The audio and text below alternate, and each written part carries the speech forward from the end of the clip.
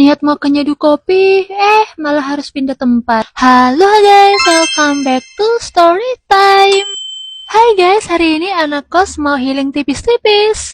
Jadi sekarang aku mau ke nyeduh kopi yang ada di Tabanan. Untuk perjalanannya sendiri memakan waktu sekitar 1 jaman dari Denpasar. Tujuan ke sana sebenarnya simple guys, yaitu untuk melihat sawah-sawah yang sedang hijau. Dan ternyata setelah sampai di sana ini sudah musim panen guys. Jadi padinya itu sudah kuning dan siap untuk dipanen. Dan akhirnya aku sampai dan udah seramai ini guys. Finally akhirnya aku sampai di sini dan lanjut kita langsung ke kafenya, tapi ini kita harus jalan dulu melewati sawah-sawah ini. Sebenarnya aku pernah kesini dan aku sempat bikin video tapi nggak diupload karena aku malas ngedit.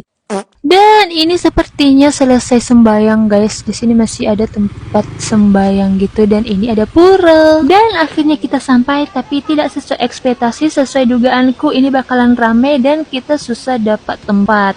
Dan kalian bisa lihat di sini ada banyak yang ngantri guys dan aku tidak sabaran. Dan akhirnya kita harus pindah. Dan akhirnya kita pindah ke sebelah sekitar 5 menit dari tempat yang tadi. Nah, ini dia yang kita cari. Tempatnya tidak terlalu rame tapi kebanyakan di sini itu kayak keluarga gitu guys. Dan tempatnya itu lebih adem, lebih tenang, jadi ngopi lebih nikmat. Dan di sini juga ada karaoke guys, serta tempatnya juga luas. Dan di sini tersedia banyak menu. Di sini juga ada banyak tersedia jajanan-jajanan tradisional seperti ubi dan lain-lain. Dan ini beberapa yang tadi aku beli, ada pie, ada mochi, risol, dan ini apa ya lupa. Ini lemper, ada coconut, kopi, tidak lupa, dan entil Bali. Ini kayak semacam lontong. Untuk entilnya menurutku ini lumayan enak, tapi aku tidak suka sama sate ini guys, kurang rasanya.